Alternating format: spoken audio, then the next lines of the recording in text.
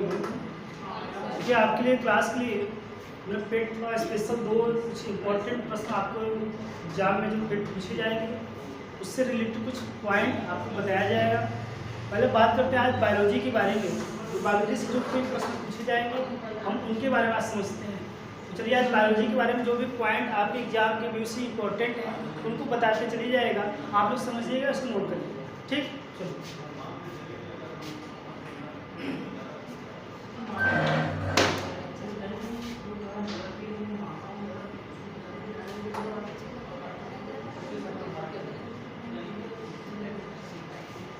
सबसे पहले बात करते हैं आपका पहला टॉपिक जो इम्पोर्टेंट आपके एग्जाम से पूछा जाता है। सबसे पहला है आपका ब्लड है। क्या है? रक्त है। देखिएगा पहली बात करते हैं जो रक्त होता है यह क्या है? यह कोशिका है, यह ऊतक है, अंग है कि शरीर है? एग्जाम में कई बार पूछता है, बताइए। यह है एक प्रकार का टिश्यू। क्या है प्रकार का? ब्लड क्या है प्रकार का? टिश्यू है, जिसे बोलते हैं क्या? ऊतक। दूसरा प्रश्न कौन सा टिश्यू है? चार प्रकार के होते हैं, इसमें से कौन सा टिश्यू है? यह प्रकार का कनेक्टिव टिश्यू है। क्या है? Connective tissue.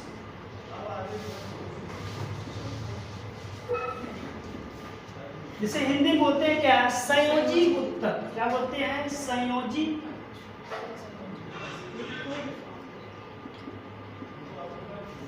संयोजी मतलब क्या? शरीर के सभी अंगों को क्या कनेक्ट करके रखना, जोड़ के रखना, उसे बोलते हैं क्या? संयोजी ऊतक।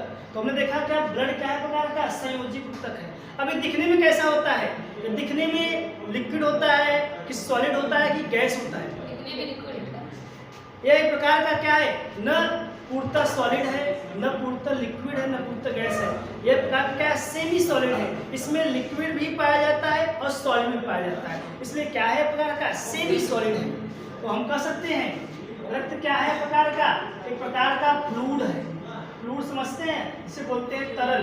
और उस तरल में लिक्विड भी होगा और सॉलिड भी होगा, तो प्रकार क्या है? फ्लूइड है। तो इसे हम बोल सकते हैं क्या? रक्त को बोलते हैं क्या? Fluid connective tissue. Fluid connective tissue Hindi बोलते हैं क्या? तरल संयोजी ऊतक। तो ब्लड क्या है प्रकार का? तरल संयोजी ऊतक है। दूसरी बात करते हैं जो ब्लड होता है, यह ब्लड मेल में कितना होता है? मेल में यह होता है 5.5 लीटर, और फीमेल में कितना होता है? फीमेल में होता है ये 5 लीटर, मतलब आधा लीटर। क्या फिर बात करते हैं जो ब्लड होता है इसका पीएच कितना होता है? इसका पीएच होता है 7.4, अर्थात क्षारीय प्रकृति का। क्या होता है? क्षारीय प्रकृति का होता है। फिर समझिएगा ब्लड के अध्ययन को क्या कहा जाता है? ब्लड के स्टडी को क्या कहा जाता है? अध्ययन को हम लोग बोलते हैं क्या? हीमेटोलॉजी। हीमेटोलॉजी या कह सकते हैं सेरोलॉजी। क्या बोलते हैं इसे? हीमेटोलॉजी या सेरोलॉजी। बस हो गया। फिर देखेंगे ब्लड के दो भाग होते हैं। जैसे देखिएगा हमने क्या काम किया? ब्लड को क्या काम किया? निकाला, करके निकाला, और उसमें देखिएगा ब्लड को एक कसते बीकर में रख दिया। और बीकर में रखने के बाद ब्लड कुछ देर के बाद क्या किया? ब्लड नीचे जम गया और कुछ भाग क्या ब्लड का तैरने लगा। तो जो नीचे भाग जम गया इसका अर्थ क्या? वो ठोस था, और जो ऊपर तैर रहा था इसका मतलब क्या था? वो लिक्विड था। क्या था? लिक्विड था, तरल था। ठीक, तो जो आपका लिक्विड है उसे हमने बोला क्या? प्लाज्मा बोला। उसे क्या बोला? प्लाज्मा। और जो सॉलिड था उसे बोला क्या? कार्पल्स बोला। क्या बोला? कार्पल्स बोला। रुधिराणु। क्या बोला? रुधिराणु। तो देखिएगा जो आपका ब्लड का जो पानी वाला भाग है उसे प्लाज्मा, और जो ठोस भाग उसे बोला कार्पल्स बोला। तो हम कह सकते हैं ब्लड रक्त सिर्फ लिक्विड ही नहीं होता, उसके साथ साथ सॉलिड भी होता है। लिक्विड वाले पार्ट को बोलेंगे प्लाज्मा और सॉलिड वाले पार्ट को क्या बोलेंगे? सॉलिड वाले पार्ट को ब्लड कार्पल। तो चलिए बात करते हैं आपके ब्लड के कितने भाग। ब्लड के दो भाग होते हैं, एक लिक्विड भाग और एक सॉलिड भाग। तो इसको नोट करिएगा, फिर बात करते हैं इसके बारे में।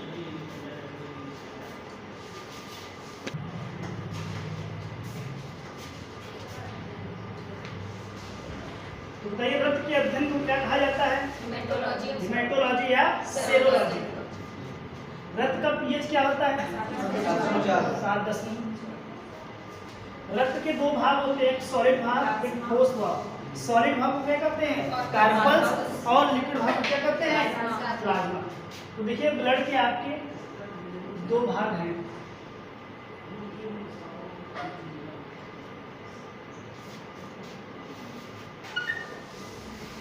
एक है आपका प्लाज्मा और दूसरा है आपका कार्पल्स।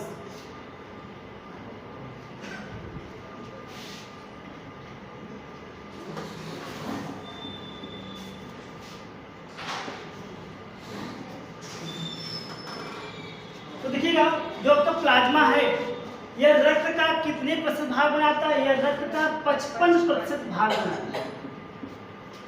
जब ये 55% ये कितना बनाता है? ये 45%।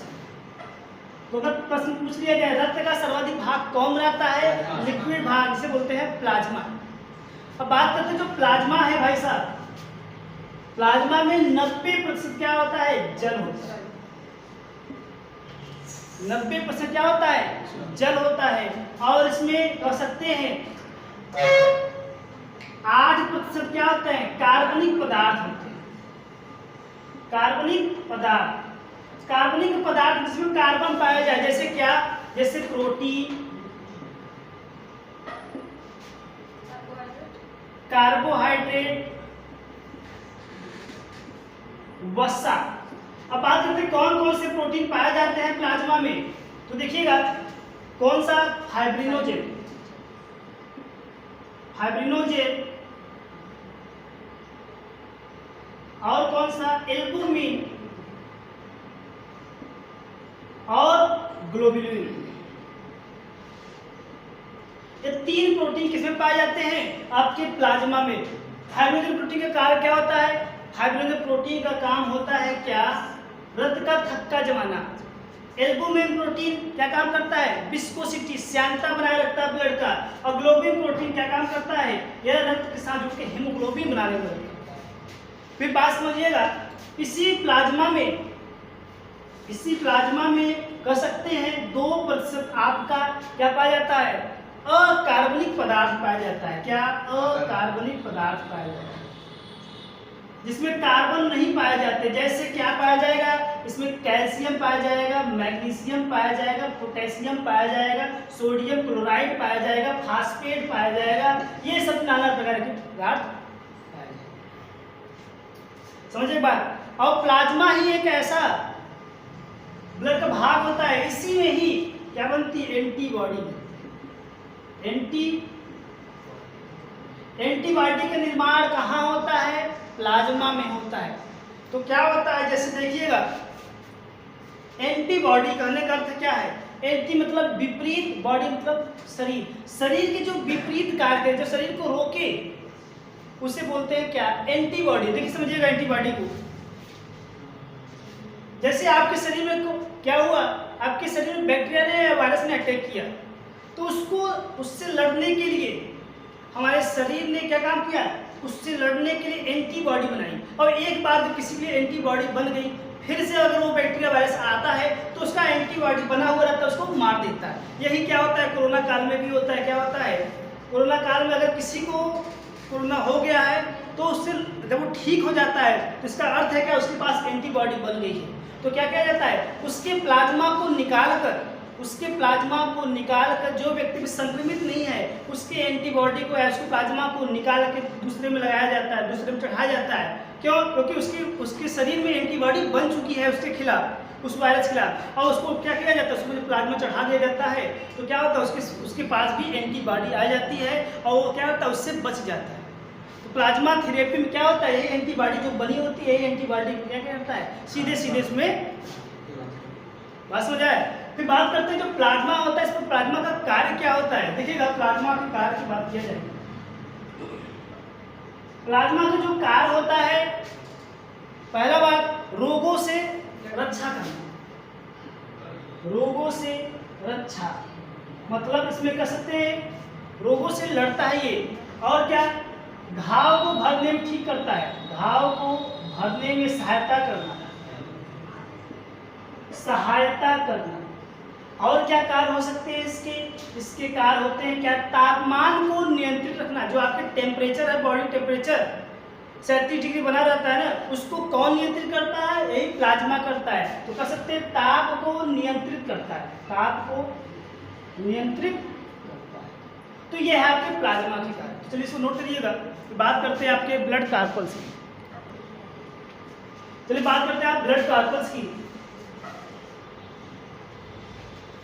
बताइए प्लाज्मा का कार्य क्या है। हाँ,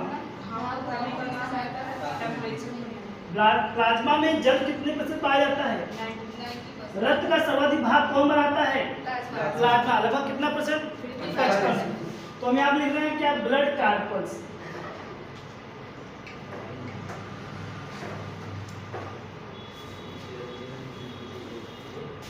रुधिर कणिकाएं,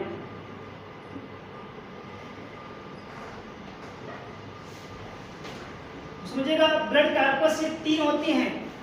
कौन कौन से, एक होता है आरबीसी, दूसरा होता है क्या डब्ल्यूबीसी, और तीसरा क्या होता है प्लेटलेट्स। आरबीसी, डब्ल्यूबीसी और प्लेटलेट्स। इसका साइंटिफिक नेम क्या है आरबीसी का, एरिथ्रोसाइट, एरिथ्रोसाइट। डब्ल्यूबीसी का scientific name leucocyte, leucocyte. Platelets का साइंटिफिक नेम क्या है, प्लेटलेट्स का थ्रोम्बोसाइट, थ्रोम्बोसाइट। ठीक, साइंटिफिक नेम पूछ लेता, एरिथ्रोसाइट किसका नाम है, ल्यूकोसाइट किसका नाम है, डब्ल्यूबीसी का। थ्रोम्बोसाइट किसका नाम है, प्लेटलेट्स। चलिए बात करते हैं जो आरबीसी होता है, इसमें से सबसे अधिक कौन पाया जाता है, सबसे अधिक आरबीसी पाया जाता है। आरबीसी की संख्या कितनी होती है, आरबीसी की संख्या होती है 55 लाख। कितना होता है, 55। डब्ल्यूबीसी की संख्या 6000 से 8000। प्लेटलेट्स की संख्या 1.5 लाख से 3 लाख के बीच में। तो सबसे अधिक संख्या किसकी, आरबीसी की, फिर प्लेटलेट्स की, और सबसे कम संख्या। इसमें से आकार सबसे बड़ा किसका होता है, आकार सबसे बड़ा किसका होता है, आकार सबसे बड़ा होता है क्या, डब्ल्यूबीसी का, फिर आरबीसी का, फिर लास्ट में प्लेटलेट्स का। आकार की बात करते हैं। फिर बात करते हैं जो आपका आरबीसी है, इसका जीवन अवधि काल क्या होता है, 120 दिन। डब्ल्यूबीसी की जीवन अवधि, इसकी जीवन अवधि होती है क्या, 3 से 4 दिन। और इसकी प्लेटलेट्स की 6 से 7। सबसे कम जीवन अवधि किसका होता है, डब्ल्यूबीसी का, सबसे अधिक आरबीसी का। अब देखिएगा आरबीसी जो है आपका, ये बनता कहाँ है, आरबीसी बनता है आपके रेड बोन मैरो में, रेड बोन मैरो में, कह सकते हैं लाल अस्थि मज्जा में बनता है। और ये मरता है वो स्टोर कहाँ होता है, इसको खाता कौन है, इसको खाता है स्प्लीन, स्प्लीन खाता है इसको। तो मरेगा कहाँ जाएगा, स्प्लीन, इसे बोलते हैं क्या, प्लीहा। बनेगा कहाँ, रेड बोन मैरो में। तो यहाँ करता है फॉर्मेशन होता है, फॉर्मेशन। और इसे क्या होता है, यहाँ पे क्या होते हैं, यहाँ पे मरते हैं, इसे बोलते हैं क्या, ग्रेव यार्ड, ग्रेव यार्ड। मतलब कह सकते हैं आरबीसी का कब्रिस्तान किसे कहा जाता है, प्लीहा। तो यहाँ पे बनेगा और यहाँ पे क्या होगा, यहाँ पे क्या स्टोर होगा। मतलब जब मर जाएंगे तो इसको खाने का काम कौन करेगा, प्लीहा करता है। उसी प्रकार डब्ल्यूबीसी, ये डब्ल्यूबीसी कहाँ बनता है, डब्ल्यूबीसी बनता है आपके स्प्लीन में, स्प्लीन में बनता है। और ये मरता कहाँ है, ये आपके रक्त में ही मर जाता है। क्यों, क्योंकि इसमें पाया जाता है लाइसोजाइम एंजाइम। जब ये नष्ट होगा उसको खा ले जाएगा, तो ये क्या करता है, ब्लड में ही मर जाता है। उसी प्रकार आपका प्लेटलेट्स, जो प्लेटलेट से कहाँ बनता है, ये भी आपके कह सकते हैं आपके बोन मैरो में बनता है, बोन मैरो में बनता है। और इसका भी क्या है, स्प्लीन ही है। ठीक, चलिए नोट करिए, कुछ पॉइंट और बताते हैं इसके बारे में। तो चलिए बात किया जाए आरबीसी के बारे में, कुछ और पॉइंट।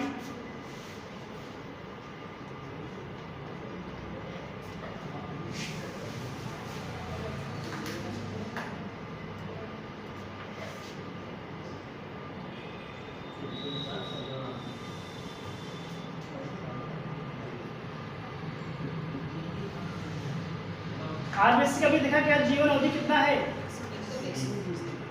आरबीसी का रंग कैसा होता है, आरबीसी का रंग लाल होता है।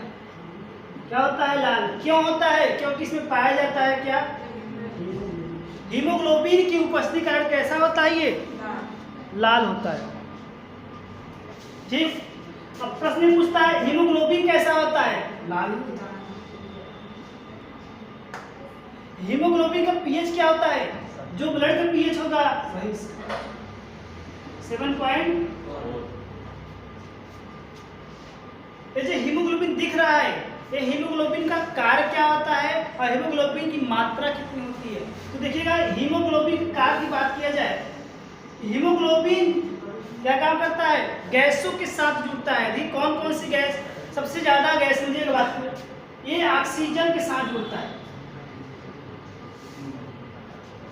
तो जैसे देखिएगा आपके लंग्स में, फेफड़े में ऑक्सीजन आया, अब उस ऑक्सीजन आया तो क्या काम करता है, ब्लड का जो हीमोग्लोबिन है वो हीमोग्लोबिन ऑक्सीजन को क्या करेगा, बाइंड कर लेगा, ऑक्सीजन को जोड़ देगा।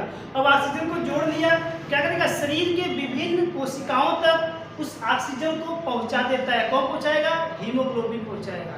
तो क्या किया, शरीर के सभी अंगों तक ऑक्सीजन पहुंच गया। फिर हीमोग्लोबिन क्या काम करता है, उन कोशिकाओं से कार्बन डाइऑक्साइड लेता है और फेफड़े तक पहुंचा देता है, फेफड़े तक छोड़ देता है। यही क्रिया लगातार क्या होती है, चलती रहती है।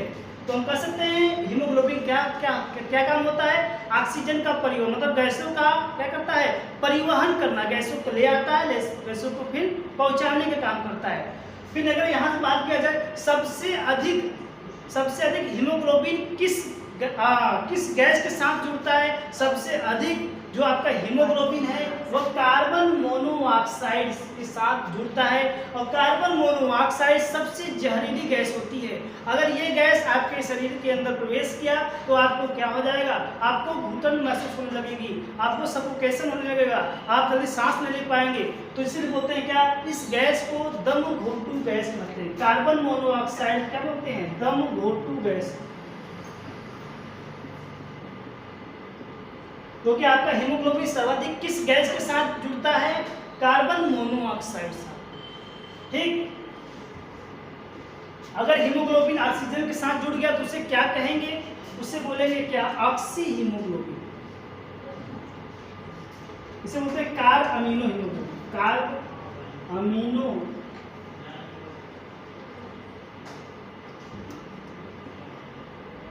हीमोग्लोबिन।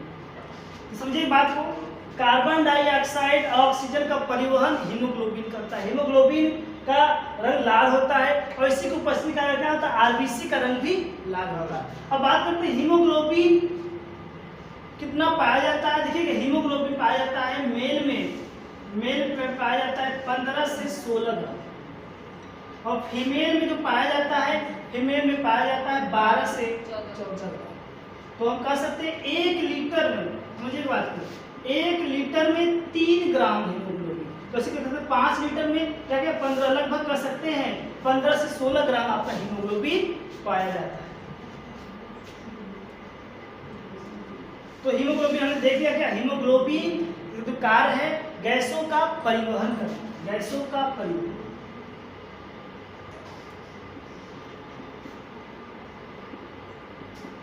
ट्रांसपोर्ट करना।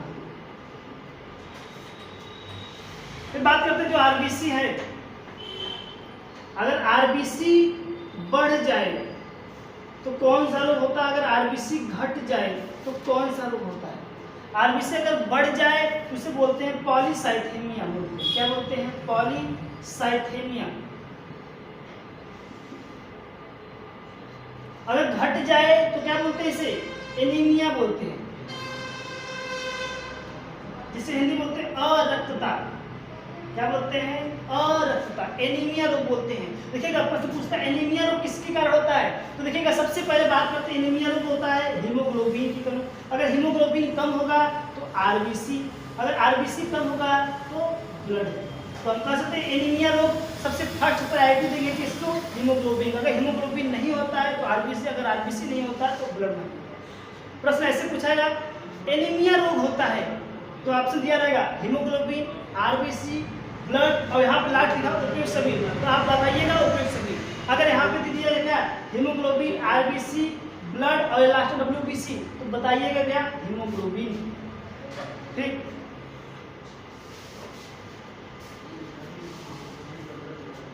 जो आरबीसी होता है इसमें क्या होता है? आरबीसी एक मात्र ऐसी कोशिका है जिसमें केंद्रक नहीं पाया जाता। क्या होता है? केंद्रक नहीं पाया जाता। लेकिन क्या होती है जो आरबीसी में कुछ एक्सेप्शन है, कुछ इसका अपवाद है। दो ऐसे जानवर हैं जिसमें आरबीसी के अंदर केंद्रक पाया जाता है, जिसका नाम है ऊंट और लामा। ऊंट और लामा दो ऐसे जीव हैं जिसके अंदर क्या पाया जाता है? केंद्रक प्रेजेंट, केंद्रक पाया जाता है। समझ रहे बात? आरबीसी जो है, आरबीसी दिखता कैसे है? आरबीसी का आकार होता है क्या? कह सकते हैं गोला। क्या होता है? गोला। आरबीसी को किससे मापा जाता है? आरबीसी में मापा जाता है हीमोसाइटोमीटर। किससे मापा जाता है? हीमोसाइटोमीटर। हीमोसाइटोमीटर।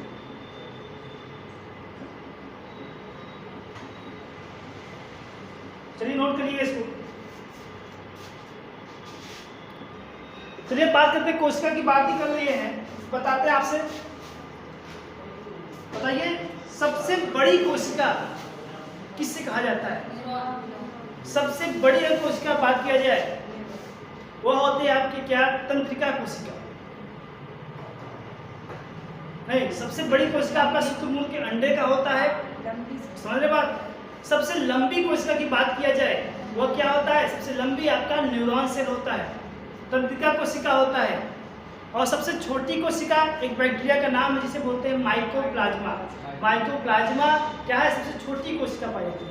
फिर प्रश्न पूछेगा मानव शरीर की सबसे बड़ी कोशिका किसे? मानव शरीर की सबसे बड़ी कोशिका है आपका क्या? ओवम है।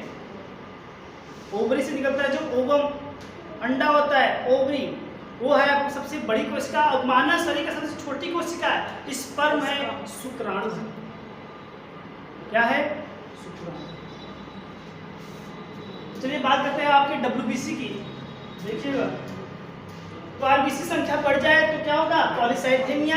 आरबीसी संख्या घट जाए तो एनीमिया रोग होता है। एक चीज जान लीजिएगा, जब आपके शरीर में क्या होता है? आरबीसी की संख्या घट जाती है तो डॉक्टर लोग क्या करते हैं? सलाह देते हैं कि आप पहाड़ी एरिया पे जाइए, हिल एरिया पे जाइए।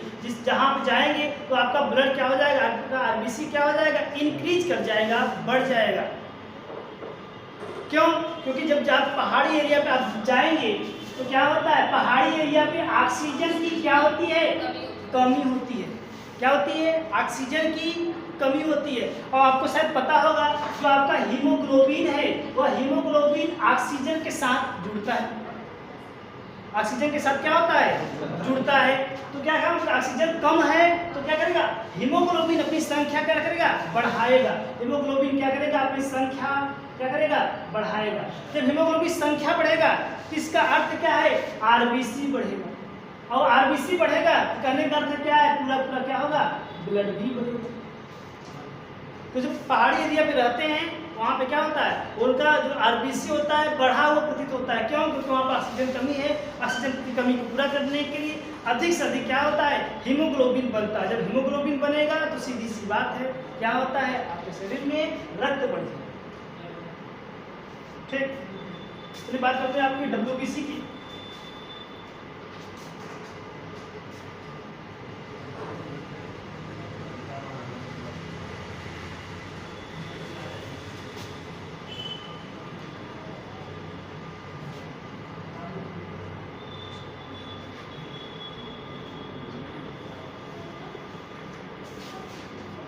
देखिए WBC के साथ समझिएगा, WBC इसे बोलते हैं क्या, वाइट ब्लड कार्पस। इसका रंग कैसा होता है, सफेद होता है। क्या इसमें हीमोग्लोबिन पाया जाता है, हीमोग्लोबिन नहीं पाया जाता। ये बनता कहाँ है, ये बनेगा कहाँ पे, ये बनता है स्प्लीन में। और नष्ट कहाँ होता है, ब्लड में ही नष्ट हो जाता है। किसके कारण, लाइसोसोम।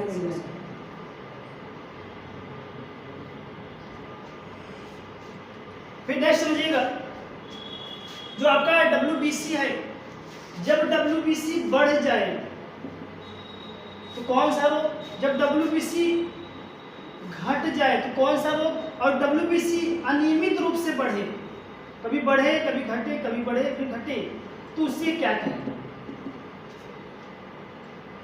भाई। जब WBC बढ़ता है तो उसे बोलते हैं क्या, उसे बोलते हैं ल्यूकोसाइटोसिस। ल्यूकोसाइटोसिस। जब WBC घटता है उसे बोलते हैं क्या, उसे बोला जाता है क्या, ल्यूकोसाइटोपिनिया। ल्यूकोसाइटोपिनिया। जब WBC अनियमित रूप से बढ़े, कभी बढ़ जाए कभी घट जाए, कभी ज्यादा मात्रा में बढ़ जाए कभी ज्यादा में घट जाए, तो उसे बोलते हैं क्या, ल्यूकेमिया। क्या बोलते हैं भाई साहब, ल्यूकेमिया। और ल्यूकेमिया की बोलते हैं क्या, ब्लड कैंसर। क्या बोलते हैं, ब्लड कैंसर।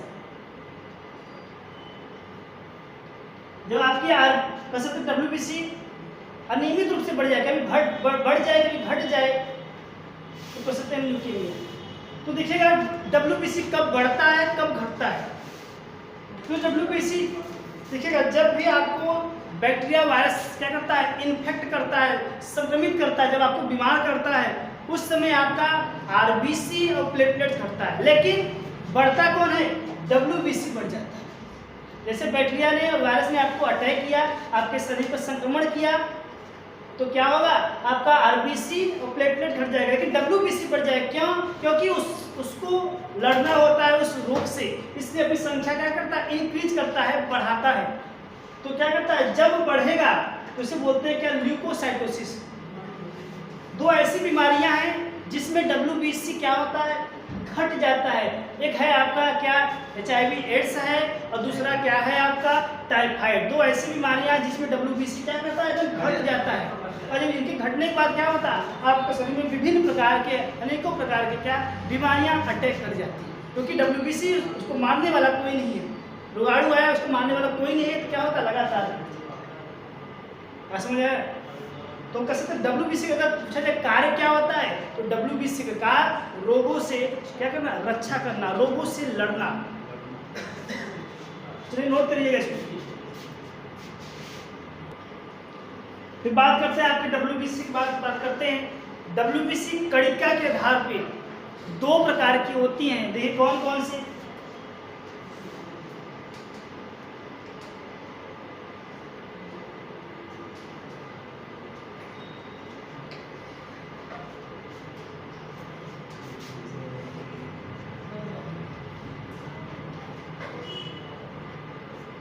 एक होता है आपका ग्रेनुलोसाइट,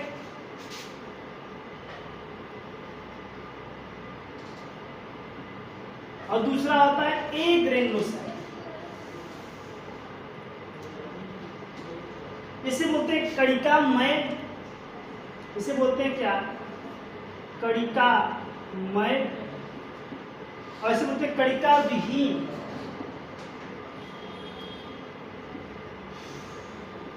क्या बोलते हैं, कणिका विहीन। कणिकामय, दूसरा कणिका विहीन।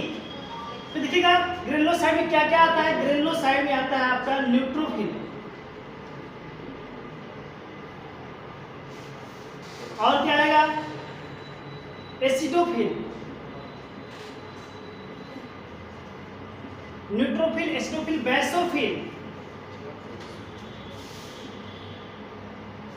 एक ग्रेनुलोसाइट में क्या आएगा, एक ग्रेनुलोसाइट में आएगा क्या, लिम्फोसाइट, लिम्फोसाइट और मोनोसाइट।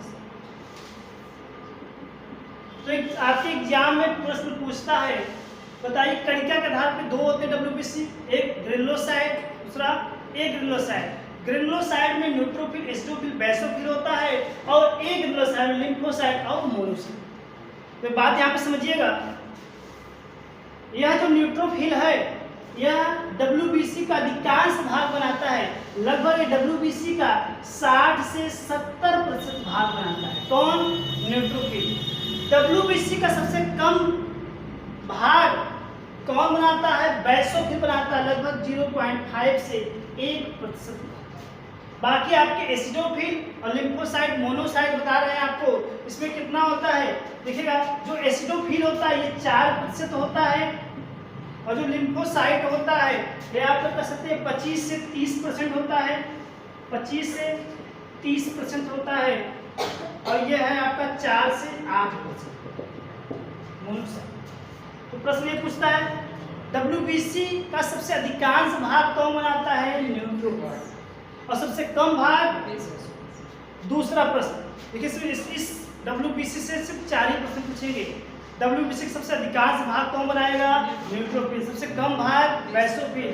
अब बात करते हैं सबसे बड़ी WBC किसे कहते हैं और सबसे छोटी WBC कहते हैं। सबसे बड़ी WBC मोनोसाइट कहते हैं।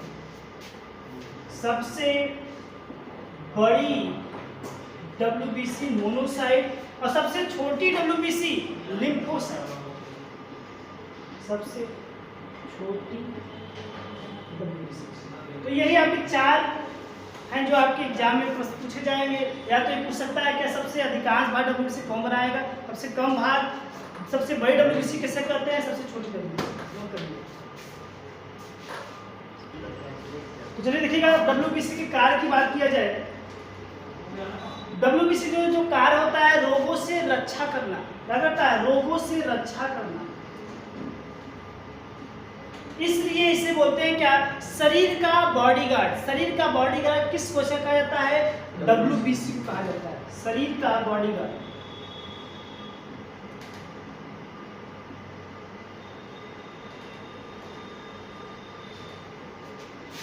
और क्या करता है WBC? घाव को भरने में सहायता करता है।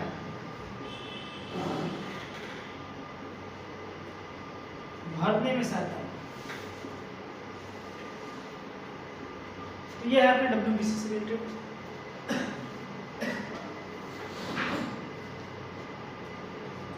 अब अगला है आपका क्या? प्लेटलेट्स। इसको रब कर दें। ठीक,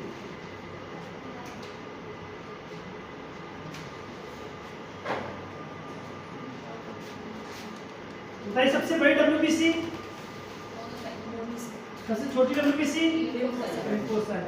WBC का सबसे अधिकांश भाग कौन बनाता है? और सबसे कम भाग? WBC के कार्य?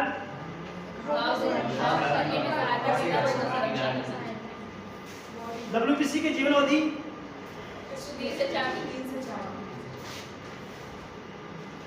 अगला है आपका प्लेटलेट्स, इसे हिंदी बोलते हैं बिम्बाणु। क्या बोलते हैं?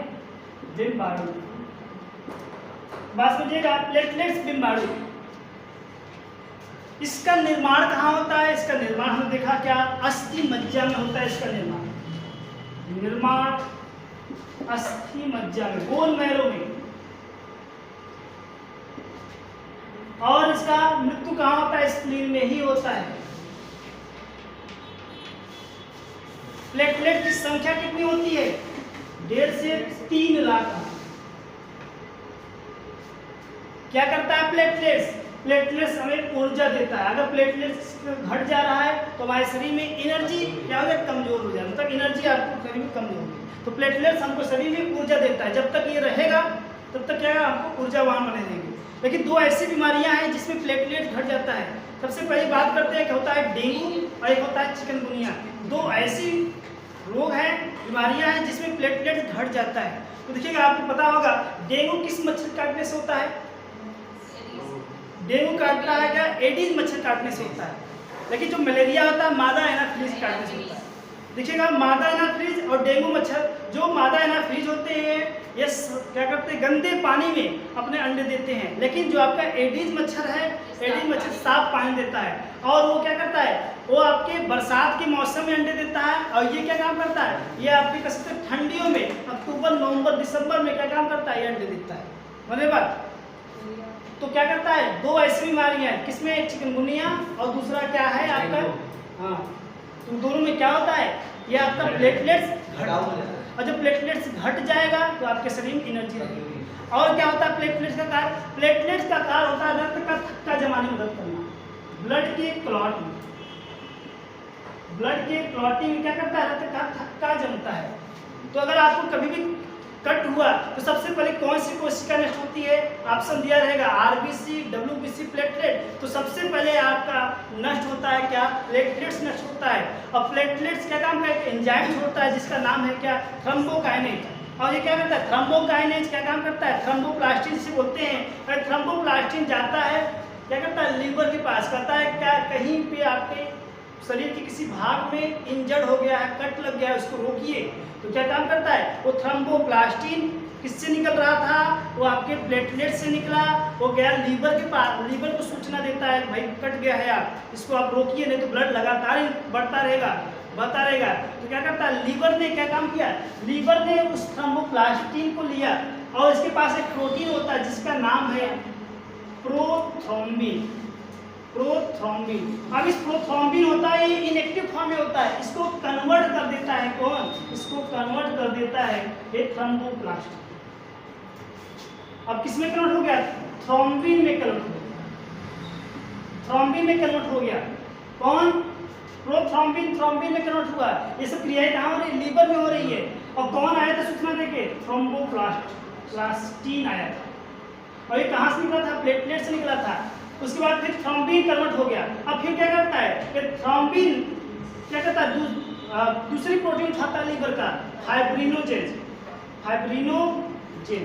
अब फाइब्रिनोजेन के क्या काम करता है, थ्रोम्बिन इस पर क्या करता है, उस पर कार्य करता है, फाइब्रिनोजेन को फाइब्रिन में बदल देता है, इसमें फाइब्रिन में बदल देता है। अब फाइब्रिन की संरचना होती है, कह सकते हैं जालनुमा होती है, और जहाँ पे भाग पे कट लगता है ये जाल बन जाती है, जिसके कारण वहाँ से न आपकी आरबीसी निकल आ पाती है, न डब्ल्यूबीसी, न प्लेटलेट, तीनों निकलना बंद हो जाते हैं, जिसके कारण क्या होता है, वहाँ पे क्या रक्त का थक्का जम जाता है। तो रक्त का थक्का जमाने के लिए कौन, प्लेटलेट्स जिम्मेदार होता है। कौन सी ऐसी बीमारी है जिसमें रक्त का थक्का नहीं जमता है, हीमोफीलिया रोग। हीमोफीलिया रोग में क्या होता है, ब्लड का थक्का नहीं जमता, जिसके कारण व्यक्ति ऐसे व्यक्ति को अगर चोट लग जाए तो लगातार क्या होता है, ब्लड बहता रहता है। समझे के बात, चलिए तो कह सकते हैं अगर प्लेटलेट्स बढ़ जाए, प्लेटलेट्स क्या हो जाए, बढ़ जाए तो क्या रोग होता है, प्लेटलेट्स की कमी हो जाए तो कौन सा रोग, प्लेटलेट्स अगर बढ़ जाए, थ्रोम्बोप्लास्टिक बोलते हैं इसे, थ्रोम्बोप्लास्टिक। अब घट जाए थ्रोम्बोसाइटोपिनिया, घट जाए थ्रोम्बोसाइटोपिनिया। देखिए जब भी पीनिया वर्ड आएगा मतलब कमी, पीनिया वर्ड होता है क्या, कमी, जैसे ल्यूकेमिया, साइटोपिनिया, तो इसे क्या मतलब कमी।